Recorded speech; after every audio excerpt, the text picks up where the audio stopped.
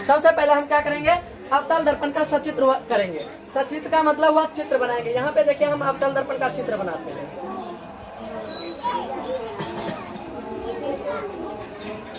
ये आपका अवतल दर्पण है। अब इस अवतल दर्पण में कुछ बातें हैं कि अभी तक आप फोकस दूरी सिर्फ जाने, प्रतिबिंब दूरी जाने, वस्तु दूरी जाने, लेकिन कहां से कहां तक फोकस दूरी होती है, कहां से कहां प्रतिबिंब दूरी होती है, कहां से कहां तक वस्तु दूरी होती है, ये सब आप समझिएगा। सबसे पहले एक अवतल, यहाँ पे हम एक अवतल दर्पण का सचित्र बनाया है। यहाँ पे लिख देते हैं हम अवतल दर्पण। अवतल दर्पण का सचित्र है। अब अवतल दर्पण में सबसे पहले आपको बता दें कि जो गोला होता है, आप जब पढ़े होंगे मैथ में, तो गोला में एक केंद्र होता है, यहाँ पे एक केंद्र होता है, और अवतल दर्पण में या उत्तल दर्पण में यानी गोलीय दर्पण पे दो केंद्र पाई जाती है। एक केंद्र दर्पण पे पाया जाता है और एक केंद्र दर्पण में पाया जाता है। अब इसमें समझने की बात है कि नाम किसका क्या है। जो दर्पण पर है, जो दर्पण पर है उसको कहते हैं ध्रुव, और जो दर्पण में है जिसको हम लोग कहते हैं सी यानी कि वक्रता केंद्र। अब इन दोनों केंद्र को एक रेखा मिलाती है, जिस रेखा को कहा जाता है मुख्य अक्ष या तो प्रधान अक्ष। इसका एक नाम दिया गया, मुख्य अक्ष या तो प्रधान अक्ष, यानी कि प्रिंसिपल एक्सिस इंग्लिश में कहा जाता है। अब यहाँ पे देखिए अवतल दर्पण पे एक अक्ष लिए हम, मुख्य अक्ष, जो कि ध्रुव और वक्रता केंद्र को मिलाई है। अब हम यहाँ पे देखिए एक बिंदी एक और आता है जिसको कहते हैं फोकस बिंदु। जब प्रकाश की किरणें परावर्तन से दर्पण से टकरा कर लौटती है तो फोकस बिंदु से ही लौटती है। अब यहाँ देखिए हम एक वस्तु को रखते हैं और इस वस्तु, इसका नाम दे देते हैं ए और इसका नाम बी। अब ये यहाँ से यहाँ पे प्रकाश डालेगी, ये प्रकाश परावर्तन के पश्चात जो लौटेगी तो ये फोकस बिंदु से होकर गुजरेगी, ठीक है। अब देखिए आप यहाँ पे प्रकाश के परावर्तन यहाँ से डाले, अब समझिएगा बात। ये जो प्रकाश की किरणें जा रही है इसको कहते हैं आपतित किरण, और ये टकरा के लौट रही है इसको कहते हैं हम लोग परावर्तित किरण। यहाँ पे आपतित किरण गया और दर्पण से टकराने के पश्चात ये लौट गया। अब यहाँ पे देखिए आप फोकस बिंदु, और यहाँ पे पी, यहाँ पे एफ, यहाँ सी, यहाँ और ए बी। अब हमको आपको बता दे, किसी भी चीज का अगर प्रतिबिंब आपको बनाना हो तो उसी बिंदु से दो प्रकाश की किरणें कम से कम गुजारनी पड़ती है।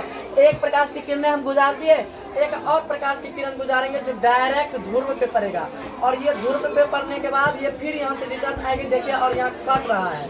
अब एक चीज और समझ लीजिए, जिस बिंदु से हम प्रकाश की किरणें गुजार रहे हैं, जिस बिंदु से प्रकाश की किरणें गुजार रहे हैं उसी बिंदु का प्रतिबिंब बनता है। हम यहाँ से बी से प्रकाश की किरणें गुजारे ना, तो यहाँ पे प्रतिबिंब किस चीज का होगा, बी का, तो बी डैश लिख दे, और यहाँ पे क्या हो जाएगा, ए डैश। अब आपको इसमें समझ लीजिए फोकस दूरी, प्रतिबिंब दूरी और वस्तु दूरी क्या होती है।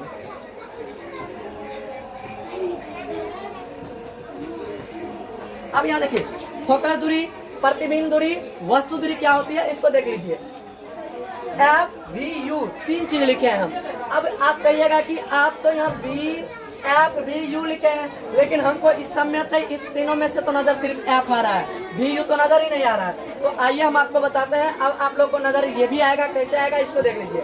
सबसे पहले आपको मैं बता दूं कि एफ फोकस दूरी होती है, जहाँ पे एक बिंदु आपको नजर आ रहा है, जहाँ पे हम एफ लिखे हैं, इसको कहते हैं फोकस बिंदु। क्या कहते हैं, फोकस बिंदु। अब आपको देखिए यहाँ से पी से एफ यानी कि ध्रुव से लेकर फोकस बिंदु के बीच की दूरी को हम लोग कहते हैं फोकस दूरी। अब यहाँ देखिए यहाँ से ये एफ हो गया। अब पी ए डैश यहाँ लिखा हुआ है, पी से ए डैश तक के बीच की दूरी को कहते हैं प्रतिबिंब की दूरी, यानी ध्रुव से लेकर प्रतिबिंब के बीच की दूरी को कहते हैं प्रतिबिंब दूरी। अब यहाँ पे देखिए यू लिखा हुआ है, पी ए यानी कि ध्रुव से लेकर वस्तु के बीच की दूरी को हम लोग क्या कहते हैं, वस्तु दूरी। अब यहाँ देखिए अवतल दर्पण सचित्र हम वर्णन कर दिए। अब एक नाम हम इसका रखते हैं, अपने मन से एम रखे, ठीक है। अब दर्पण सूत्र सिद्ध करने के लिए यानी 1/f बराबर 1/v + 1/u लाने के लिए हमको दो त्रिभुज को समरूप करना पड़ता है। आप इसमें से खोजिए दो त्रिभुज कहाँ बन रहा है। एक देखिए यहाँ पे बन रहा है ए बी पी, और दूसरा बन रहा है A dash B dash P, फिर बन रहा है A dash B dash F और एफ पी एम। सबसे पहले हम बराबर त्रिभुज का काम करते हैं। यहाँ हम लिखेंगे त्रिभुज ए बी पी एवं त्रिभुज ए डैश बी डैश पी समरूप करने से क्या करने से? समरूप करेंगे।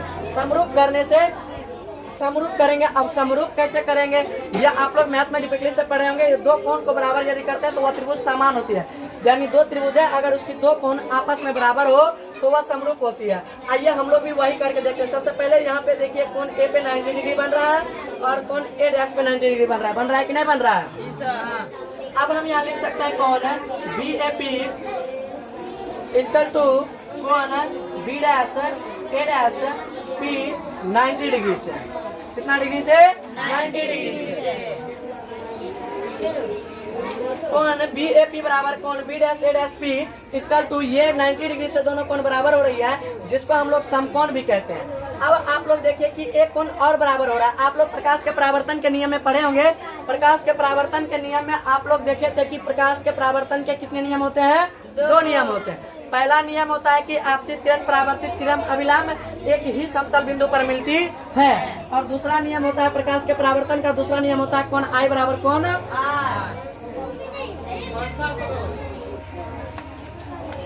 कोण आई बराबर कोण आर। प्रकाश के परावर्तन का दूसरा नियम है कोण आई बराबर कोण आर। अब देखिए यहाँ पे आप देखिए एक आपतित किरण आई और ये लौट गई, इससे हमको नहीं मतलब है। बी से एक प्रकाश जो ध्रुव पे डाले वो यहाँ गया और परावर्तन के पश्चात लौट रहा है। आपतित किरण और अभिलंब के बीच बनने वाला कोण आप लोग को पता होगा आपतन कोण होती है, जिसको हम लोग आई से प्रदर्शित करते हैं। ठीक है, अब यहाँ देखिए अभिलंब और परावर्तित किरण के बीच भी एक कोण बनता है, जिसको हम कहते हैं कोण आर, परावर्तन कोण कहते हैं ना। अब फिर हम यहाँ देख रहे हैं कि कोण ए पी बी बराबर कोण ए डैश पी बी डैश प्रकाश के परावर्तन नियम से। प्रकाश के परावर्तन नियम से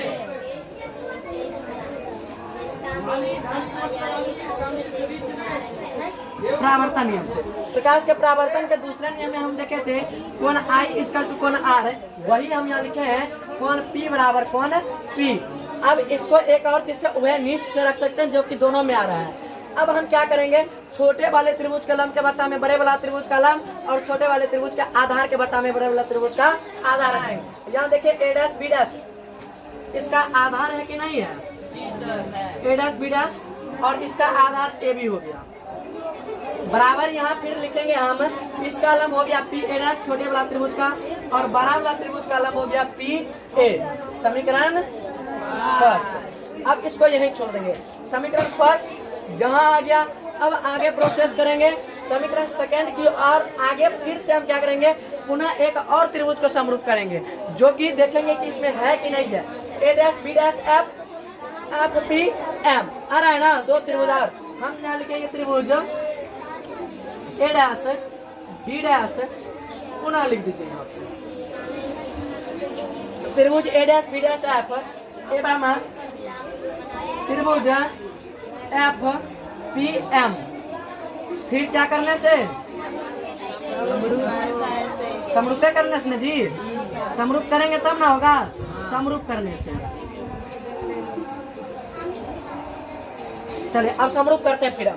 फिर क्या करेंगे, देखेंगे कौन बराबर हो रहा है कि नहीं हो रहा है। यहाँ पे देखिए ए डैश पे कौन है और यहाँ पे देखिए एक 90 डिग्री का कौन बन रहा है पी पे। हम यहाँ ये लंब होता है, ठीक है, जो कि 90 डिग्री पे कौन बन रहा है, ये इसका लंब है और ये आधार है। ये अभिलंब है ना, अभी तुरंत बताए। ये अक्ष जो है वो प्रकाश के परावर्तन के नियम से देखेंगे तो मुख्य अक्ष का अभिलंब का कार्य कर रही है। ठीक है, अब हम यहाँ फिर लिख सकते हैं कौन है B dash A dash F equal to कौन है एफ पी एम। कितना डिग्री से? 90 डिग्री से। 90 डिग्री। अब एक और कोण आपको इसमें नजर आता होगा, यहाँ पे देखिए एफ इसमें भी है, एफ यहाँ पे है, यानी कि ये दोनों कोण बराबर होता है। आप लोग जब ये वाला पढ़े होंगे तो ये कोण और ये कोण जो बराबर होता है वो सम्मुख कोण से बराबर होता है। इसका दूसरा नाम है शीर्षामुख कोण। क्या नाम है? शीर्षामुख कोण। वही देखिए ये दोनों कोण बराबर है, यानी कि कौन है B dash F A dash equal to कौन है पी एफ एम। किस चीज से? शीर्षामुख भी लिख सकते हैं और सम्मुख भी लिख सकते हैं। आप लोग हो गए बड़े तो लिखते हैं शीर्षामुख कोण से, शीर्षामुख कोण से। ठीक है, अब हम इसका प्रोसेस यहाँ पे आपको करके दिखाते हैं। आइए ऊपर बोर्ड में चलते हैं। अब फिर इसके लंब के बट्टा में लंब और इसके आधार के बट्टा में आधार रखेंगे। अब इसके लंब के बट्टा में लंब और आधार के बट्टा में आधार रखेंगे। सबसे पहले इसका देख लीजिए, आधार जो हो जाएगा ए डैश बी डैश और इसका आधार MP होगा कि नहीं होगा। अब उसके बाद देखिए यहाँ पे इसका छोटे वाला त्रिभुज, फिर देखिए यहाँ पे इसका जो लंब हो रहा है वो FA डैश हो रहा है। क्या हो रहा है? FA dash. और इसका जो लंब हो रहा है वो हो रहा है PF। अब यहाँ पे देखिए, किंतु आपको यहाँ पे देखिए तो MP और AB आपको बराबर हो, ठीक है। यहाँ हम लिखेंगे किंतु AP बराबर MP, AP बराबर MP। इसीलिए हम इसको यहाँ पे लिख सकते हैं A डैश B डैश बटे AB बराबर FA डैश बटे PF। समीकरण सेकंड, फर्स्ट और समीकरण सेकंड, दो समीकरण आ गया है। अब हम क्या करेंगे, इन दोनों की तुलना करेंगे। समीकरण फर्स्ट एवं सेकंड दोनों की तुलना करते हैं। हम यहाँ अब लिखेंगे समीकरण फर्स्ट एवं सेकंड की